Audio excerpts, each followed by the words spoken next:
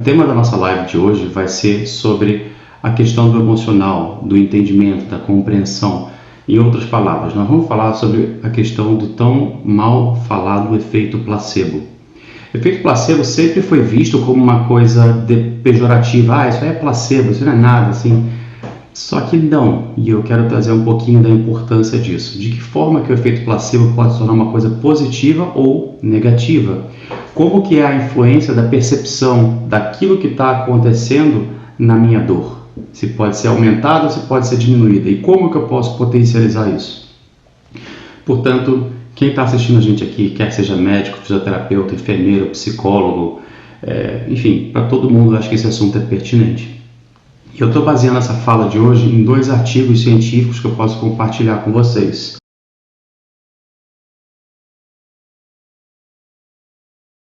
Então eu peguei 2 artigos que de uma maneira bem interessante eles se interconectam e eu vou tentar fazer essa contribuição. Entendo que não tem menor possibilidade de eu entrar em detalhes aqui, porque quando o assunto é efeito placebo, a quantidade de informação dentro da estrutura de neurofisiologia e neuroanatomia é colossal, não tem a menor possibilidade. Então eu vou falar em termos mais genéricos, vou dar vários exemplos para contextualizar, mas eu não vou entrar em específicos, na rebimboca da parafuseta do assunto lá tal. O objetivo é entender a mensagem maior que está por trás, ok? Então vamos lá. Antes da gente então começar, vamos só descrever como é que funciona a percepção da dor. Se eu pegar uma caneta, uma agulha, um alfinete e espetar a minha mão, eu vou sentir dor aqui. Mas a dor, na verdade, ela não é percebida aqui. A dor é percebida no meu cérebro. Como é que isso funciona? Nessa região da pele eu tenho neurônios, que nós chamamos de neurônios nociceptivos. A palavra nocicepção significa a capacidade de captar uma informação que pode ser tátil, pode ser térmica ou pode ser química e transformar essa informação no impulso elétrico. Da mesma forma como o microfone pode ser capaz de captar um estímulo sonoro e transformar no impulso elétrico. Então a função do neurônio nociceptivo é isso, é transformar essa informação tátil, térmica ou química no impulso elétrico. Esse neurônio então vai transmitir esse impulso elétrico até a minha coluna, na minha medula. E na minha medula ele vai passar essa informação adiante para um segundo neurônio. Em que região? No corno dorsal da medula. Esse segundo neurônio então vai atravessar o outro lado e vai subir pelo trato espinotalâmico. No tálamo ele vai passar a informação para mais um outro neurônio que então vai distribuir pelo cérebro. E lá em cima no cérebro, em diferentes regiões, vai ser interpretada, vai ser decodificada essa informação. Daí tem mais uma informação acrescentada aí. Se eu tenho uma situação de luta ou fuga, uma situação onde minha vida corre risco, eu talvez não tenha o luxo de parar para ficar passando a mão e fazendo curativo. Vamos imaginar, tem um leão me atacando aqui.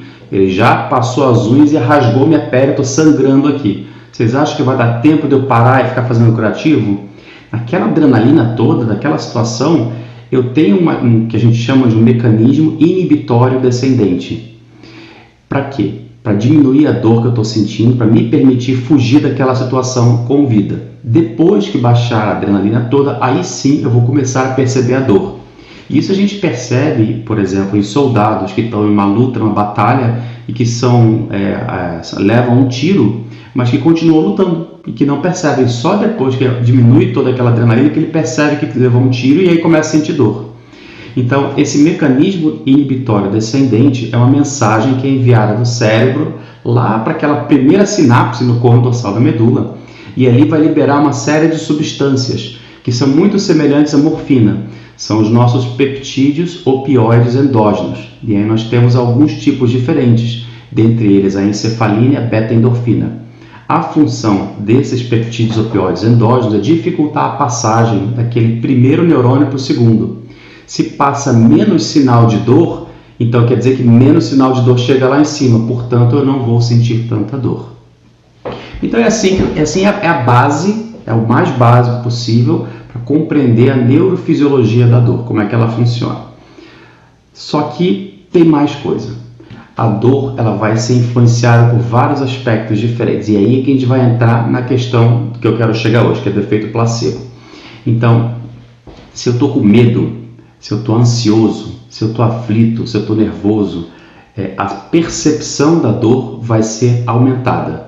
Então eu posso ter o mesmo estímulo em mim e em uma outra pessoa. Se eu estou num momento da minha vida ruim, deprimido, triste, sofrido, talvez aquela sensação dolorosa seja mais incômoda para mim. Notem que eu falei incômoda. Então diferencia. Uma coisa é dor com sofrimento, outra coisa é dor sem sofrimento. E eu vou fazer uma comparação. Temperatura. Quem acha aqui que 15 graus de temperatura é frio? Para a maioria de nós, 15 graus de temperatura é frio. Então vou botar 20 graus, tá? 20 graus de temperatura é frio? Se você morou na Amazônia a vida inteira e de repente sentir isso, pode ser que sim. Mas se você é acostumado com a Serra Gaúcha, 20 graus é para ir na praia. Ok. Agora, 20 graus com vento gelado. Aí é uma questão de sensação térmica. Então, a mesma temperatura com vento e sem vento, ela vai ser percebida com muito mais intensidade. A sensação térmica é muito pior. Então, a mesma coisa a questão da dor. Eu posso ter dor com sofrimento ou sem sofrimento. Com o sofrimento, a percepção é de que a dor é muito mais intensa, muito mais incômoda, muito mais desagradável. E o que determina esse sofrimento? Uma vez eu conversando com um professor muito estudioso sobre dor, eu estava falando para ele: professor, como é que pode um sadomasoquista sentir prazer em sentir dor? Ele falou assim: olha, depende do contexto, não é assim. Se fosse só sentir dor, o cara deitava na cadeira de dentista e ia ter orgasmos lá. Não é só a questão da dor em si, é a questão do contexto.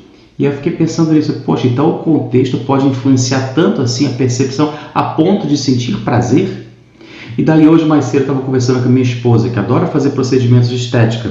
E ela falando que a dermatologista dela fica impressionada que ela não sente dor quando vai fazer alguns procedimentos invasivos de estética. Enquanto que nas outras pessoas é extremamente doloroso, tem que fazer analgesia, anestesia, ela sente até prazer naquilo. E aí, de novo, aquela mesma questão: como é que pode uma coisa que é dolorida, normalmente, pode ser prazerosa? E aí então eu quero trazer essa questão. Existem o efeito placebo, o efeito analgésico, ele pode ser modulado dependendo de 3 grandes fatores. Um deles é a análise da ameaça análise de ameaça num dado contexto. Então vou dar um exemplo do sadomasoquista e de uma pessoa não sádio. Ver um chicote pode ser um sinal de ameaça. Por outro lado, se eu estou num contexto onde eu curto o sadomasoquismo, ver um chicote pode ser um sinal de excitação, de prazer. Portanto, o contexto é muito importante, a percepção, o que eu interpreto daquilo, o que aquilo vai atingir do meu emocional, na minha cultura, na minha cabeça, no meu entendimento, na minha compreensão. Então, número 1, análise de ameaça. Isso daí é uma ameaça para mim, sim ou não? No caso da minha esposa, o procedimento estético não é uma ameaça, por quê? Porque ela confia na médica dela. A única pessoa que ela permite mexer nela é aquela médica. Então, naquele contexto, com aquela pessoa, ela está completamente à vontade e não sente dor. Numa coisa que se fosse feita por um outro profissional, ou se não fosse ter o mesmo efeito que ela confia na médica dela pudesse ter, talvez provocasse dor. Então, número 1, análise de ameaça num determinado contexto. Número 2, expectativas com relação ao resultado do tratamento. E eu vou dar um exemplo da minha prática. Eu tenho um paciente que está com muita dor musculoesquelética. Eu identifiquei que aquela dor era provocada por um ponto gatilho do trapézio. E aquela pessoa nunca ouviu falar em agulhamento seco ou acupuntura. Se eu apenas chegar com uma agulha na mão e falar: vou enfiar isso aqui na região que está dolorida e não falar mais nada, a pessoa vai sair correndo e nunca mais volta. Por outro lado, se eu tiver o cuidado de pegar, explicar para ela o que é dor miofascial, o que é ponto gatilho, por que eu estou escolhendo usar o agulhamento seco, mostrar para ela que não é nada demais, mostrar o agulhamento em mim, depois mostrar nela numa outra região que não dói nada, ou seja, desmistificar, desmontar aquela construção de ameaça e criar um vínculo de confiança, então nesse momento a expectativa do resultado pode ser melhor. E eu costumo falar assim: olha, você já experimentou fazer tudo quanto é tipo de tratamento, não foi? Doutor, eu tomei remédio, tomei isso, tomei aquilo, eu fiz exame, fui em vários médicos, ninguém resolveu meu problema, até queria fazer cirurgia. Eu falei assim: então, mas esse tratamento você ainda não experimentou. Então de repente aí tem uma luz no final do túnel, ou seja, expectativa com relação ao resultado final do tratamento. Você cria uma expectativa positiva, não falsa, não é para enganar o seu paciente, para mostrar assim: olha, eu sei o que você tem e eu consigo te ajudar. Se você consegue transmitir essa segurança para o paciente, vai fazer muita diferença. Então, a primeira análise de ameaça, a segunda, a expectativa do resultado, o terceiro é o desejo pelo alívio, o desejo pelo resultado, quanto maior a expectativa. E aqui eu vou exemplificar um vídeo uma vez que eu achei, uma situação que eu vi uma vez que eu achei horrorosa. Era um vídeo desses que mandam no WhatsApp, era para ser cômico, né? Era uma criança que estava recebendo de presente um PlayStation, que era um sonho da vida da criança, e quando ele abre o pacote ele vê que aquilo, a criança entra em escândalo, começa a berrar euforicamente.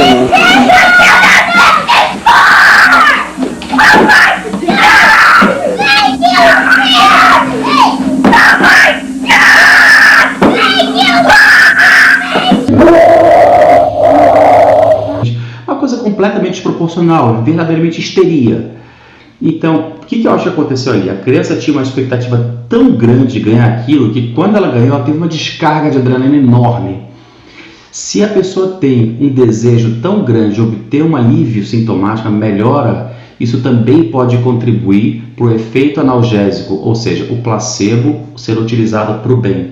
Então, de que forma que a gente pode utilizar isso? Na nossa prática, sem ser charlatão ou sem mentir para o nosso paciente. Olha, fica tranquilo, eu sei que eu posso te ajudar. Eu tenho plena confiança de que esse tratamento vai ser útil para você de alguma forma. Então você começa a criar uma expectativa real, desde que, claro, você tenha confiança no que está fazendo, que vai ajudar o paciente a relaxar e se beneficiar daquilo, minimizando a dor do paciente. Bom, então o que eu estou querendo dizer aqui no final das contas é o seguinte: aquele sistema inibitório descendente que eu falei, ele pode ser modulado para mais ou para menos, de acordo com a minha compreensão, de acordo com a minha cognição, com o que está acontecendo. E o que mais está por detrás disso? Tem as minhas crenças, a minha cultura, experiências prévias passadas, procedimentos prévios que eu já tive. Exemplo, eu tive que arrancar os 4 sisos com o dentista e para mim foi horroroso. Todas as vezes que eu tenho que ir para o dentista, nem que seja para fazer, sei lá, uma limpeza, eu já fico tenso, de ficar me agarrando na cadeira, eu morro de medo da cadeira do dentista. Quando liga aquela broca, então, porque eu tive uma experiência prévia que foi muito traumática para mim. Se, por exemplo, se eu nunca tive uma experiência traumática, pelo contrário, eu sempre tive um excelente dentista, nunca tive problema com aquilo, sempre fui muito confortável, talvez isso não me incomode nada. Então essa é uma questão de como que a minha expectativa, minha experiência prévia pode influenciar. Vou dar um outro exemplo. Se a minha vizinha, se eu sou uma pessoa da roça, completamente ignorante, simples, analfabeto, nunca tive contato com a cultura e sempre vivi ali do mato, sou bicho do mato. E aí de repente minha vizinha começou com uma dorzinha no dente, foi aumentando, e aí daqui a pouco ela ficou com uma maçaroca aqui grande, e aí foi um dia para o hospital e depois não voltou mais. E aí depois disseram que ele morreu. Se algum dia eu tiver uma gengivite, uma cárie, seja lá que for, e começar com uma dorzinha, eu vou conectar uma coisa com a outra. Minha vizinha começou assim, então vai acontecer comigo também, eu vou morrer, pronto, eu estou em desespero. E no desespero, a gente começa a liberar uma substância chamada colecistoquinina. A colecistoquinina é um antagonista dos opioides, ou seja, aquele sistema descendente, inibitório descendente, que estava liberando meus peptídeos opioides endógenos, a encefalina, a beta-endorfina, ele agora vai estar inibido pelo excesso de colecistoquinina. O estresse libera a colecistoquinina. Então, para vocês entenderem como que a gente pode estar modulando a questão da dor ou do sistema inibitório descendente de acordo com como a gente interage com o nosso paciente. E aí agora eu vou fazer o gancho com aquele outro artigo que eu falei sobre os fatores contextuais, sobre o contexto da situação ao longo de uma consulta. Como que o contexto pode influenciar? Eu tive muito problema quando eu cheguei aqui em Florianópolis, eu sou carioca, vim morar aqui já tem mais de 10 anos. E na realidade que eu vivia lá no Rio de Janeiro, era muito diferente. Eu trabalhei 6 anos no Hospital Municipal Miguel Couto, que é uma grande emergência lá, e na época o meu chefe de equipe ele era muito rígido com a questão da apresentação. Então todos nós tínhamos que estar vestidos de branco, não podia ter jaleco. Até pode ter o jaleco, mas por baixo tem que estar de branco. Ele era bem tradicional. As mulheres de cabelo preso, nada de maquiagem muito pesada, nada de brincos e não sei o que, muito extravagante, e os homens de barba feita. Se chegasse com a barba cerrada, ele mandava embora ou fazia a barba na hora, senão não podia ficar no plantão. Então foi assim nesse ambiente que eu aprendi grande parte da medicina que eu sei hoje. Aí depois fui fazer minha residência em medicina de família e tal, foi mudando um pouco, mas enfim. Quando eu saí do Rio de Janeiro e cheguei aqui, eu tinha esse perfil. Então eu comecei a receber alunos da Faculdade de Medicina da UFSC para estagiarem no posto de saúde comigo. E eu pedi a eles, olha, se vocês vão atender os meus pacientes sob minha supervisão, eu quero que vocês estejam apresentáveis. E aí eu expliquei, olha, roupa limpa, nada de roupa rasgada, jaleco sujo, nada disso. Cara feita, barba feita e cabelo penteado, mínimo, vou exigir muita coisa. E eu tive muito problema com um aluno que não queria fazer barba. Falei assim, cara, mas no início do estágio eu expliquei que era assim que funcionava, você concordou, lembra? Eu sei, mas eu não quero mais. Assim, cara, então você não vai poder atender pacientes, vai ficar só observando. E aí ele, então se é assim, então eu não vou querer ficar. Assim, fica à vontade. Se você quiser, tá aqui, mas essa é a exigência que eu coloco. Bom, eu achei que tivesse morrido aí. Acabou que gerou uma confusão. Todo o corpo clínico da universidade teve uma reunião gigante com todos os professores para discutir se o preceptor poderia ou não exigir que o aluno estivesse de tal ou tal forma para trabalhar. Enfim, isso foi só uma discussão para mostrar o seguinte, como que pode gerar atrito isso. Na percepção do garoto ele estava certo, na minha eu estava certo, eu não vou entrar nesse mérito, mas o que eu trago nesse artigo aqui, que eu achei bem confortante ler isso, nos fatores contextuais, as características do médico, e aí nisso ele coloca o seguinte, coisas que podem influenciar a percepção, tanto para bem quanto para mal, do paciente com relação àquela consulta. E lembrando que a percepção que o paciente vai ter vai influenciar diretamente no sistema inibitório descendente, portanto, vai influenciar direto ou indiretamente na dor ou no sofrimento que o paciente vai apresentar. Olha que interessante. Então, número 1, a reputação do médico. Se o médico tem fama de ser um charlatão, um obsceno, seja lá o que for, um ruim, o cara já vai chegar meio assim e pode ser que não fique bom. Por outro lado, se ele tem fama de ser um querido, uma pessoa super carismática, super acolhedora, super paciente e bom ouvidor, pode ser que o paciente já tenha uma abertura melhor e tenha um resultado, fique mais à vontade com aquele paciente. Então, a reputação do médico. Outra, aí ele coloca explicitamente a aparência do médico. E aí eu vou contextualizar com vocês. Imagine que a sua filha ou, sei lá, a sua mãe está com uma depressão profunda, grave, querendo se matar, chegou a cortar os pulsos. Você chega na esperança de encontrar um médico que vai encontrar uma luz, vai te dar uma luz no final do túnel. E aí chega esse médico que você conseguiu depois de tanto tempo esperando essa consulta e está lá ele, cabelo despenteado, blusa rasgada, fumando, barba mal feita, gordo, obeso, gigante, todo despojado, sentando de qualquer jeito, botando o pé em cima da cadeira, sujo, fedido. Isso causa uma impressão desagradável. Não estou dizendo que é ou não é, estou dizendo que causa uma impressão. A não ser que a pessoa tenha o mesmo perfil, ela vai se identificar e vai achar ótimo. Mas, via de regra, o paciente, quando está adoecido, quando está sofrido, tende a fazer uma regressão emocional e deposita na figura do médico ou do profissional que está cuidando dele uma figura quase que próxima de Deus ou de um semideus, a pessoa que vai me salvar e vai me tirar do fundo do poço. Se essa pessoa não me transmite confiança suficiente, isso vai influenciar. E a confiança vai se ganhando de várias formas subjetivas, na linguagem não verbal que eu estou falando aqui. Uma outra questão do médico tem a ver com as crenças que esse médico tem.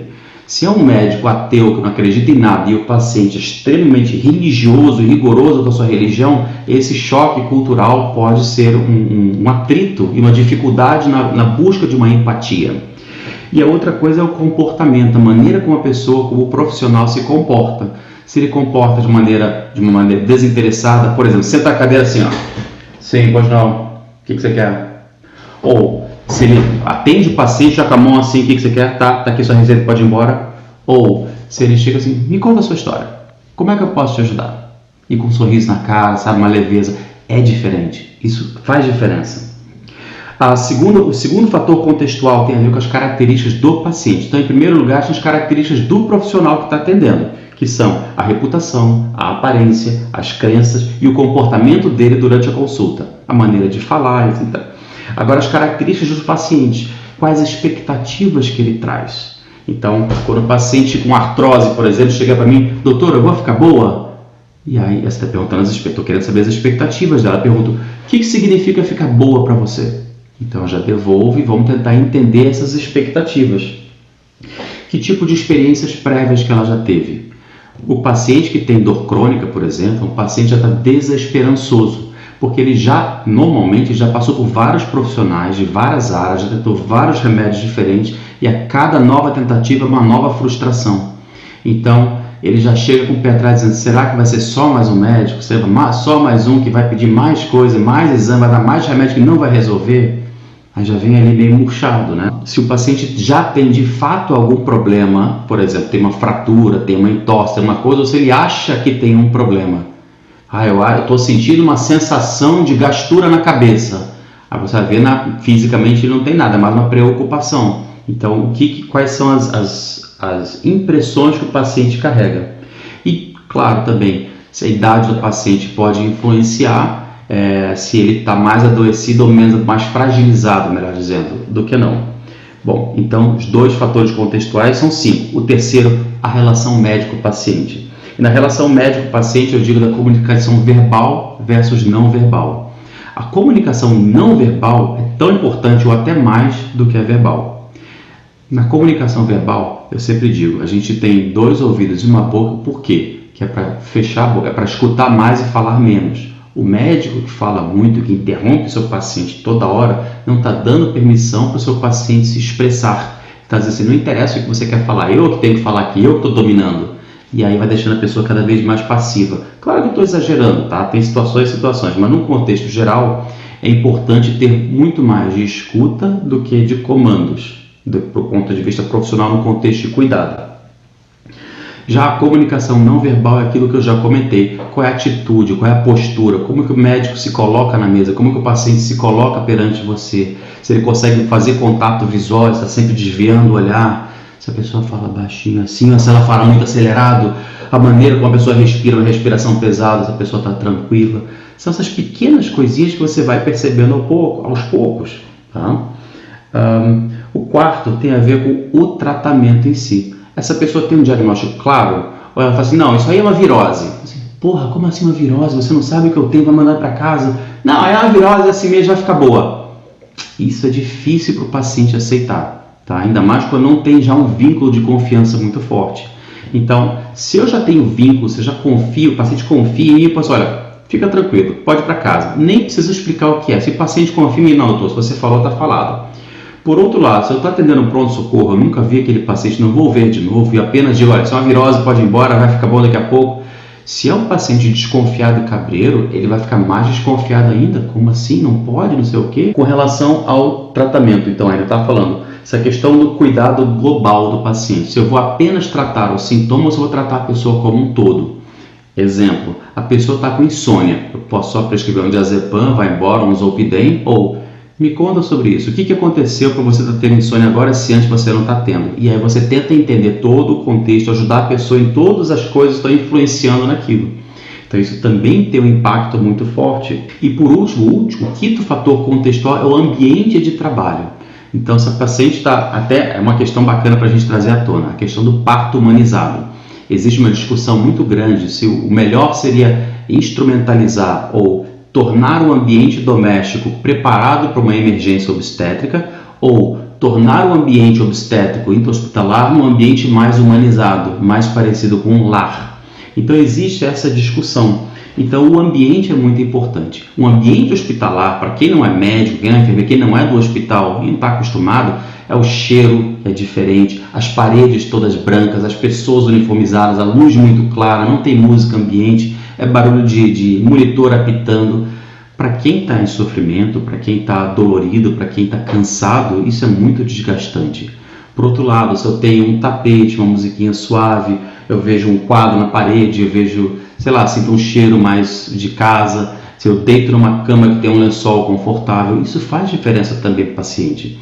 Eu tive a oportunidade, em 2011, de estagiar numa clínica privada de medicina de família em Nova York. E na época eu tinha acabado de terminar minha residência na UERJ, são dois perfis bem diferentes de cuidado, né? E então eu cheguei lá achando que ia ser uma coisa completamente dura, atenção primária, privada, uma coisa muito fria e tal, e me surpreendi. O cuidado que esse médico tinha, veja bem, era um consultório na Park Avenue, as consultas custavam $300, ele só aceitava consulta particular, não aceitava plano de saúde, ele lidava com a elite de Nova York, e ele era médico de família. E a consulta dele foi acolhedora, foi abrangente, o cara cuidou da pessoa em todos os aspectos, conhecia os pacientes por nome e sobrenome, conhecia a família toda, tratava de maneira carinhosa, brincava com o paciente, fez o exame físico perfeito, nunca vi coisa tão bem feita. E eu fiquei assim, caraca, a medicina de família, em essência, é igual, seja no público ou no privado. Eu achei fantástico isso. Mas o que eu quero dizer é o seguinte: nesse ambiente onde eu achava que ia ser uma coisa muito capitalista, muito capitalismo selvagem e tal, o consultório do cara parecia a minha casa. Tinha tapete, tinha luxo, tinha abajur, tinha quadro, tinha música ambiente, tinha as pessoas vestidas com uma roupinha mais confortável. A temperatura, inclusive lá estava inverno na época, tinha aquecimento, tinha calefação dentro, então foi muito confortável ali, me senti em casa, tinha uma televisão ligada, vendo notícia, então o ambiente influencia muito, tá? A arquitetura e o design interior, então tudo isso tem a ver. Então, voltando aqui à história, qual era a conexão que eu queria fazer? Eu acabei explicando que o cognitivo pode influenciar positivo ou negativamente no sistema inibitório descendente, que então vai modular a percepção da dor que eu tenho, para mais ou para menos. Eu consigo mexer na percepção do paciente, na maneira como eu me porto, como eu me arrumo, como eu trato, como eu converso, entendendo o contexto do paciente, a origem, a cultura dele, preparando o ambiente para que seja o máximo de acolhedor possível, informando para ele claramente tudo o que está acontecendo, tudo que eu estou vendo, tudo que eu vou fazer e não escondendo nada do paciente. Dessa forma eu consigo firmar uma relação médico-paciente extremamente forte e sólida, que vai permitir com que ele tenha mais confiança e assim fique mais relaxado. Então, mesmo que eu não tenha a solução milagrosa para acabar com a dor dele, o fato dele sentir acolhido, escutado, valorizado e cuidado já muda e já ameniza o sofrimento. Pode ser que eu não consiga mexer na dor, mas no sofrimento certamente eu vou conseguir.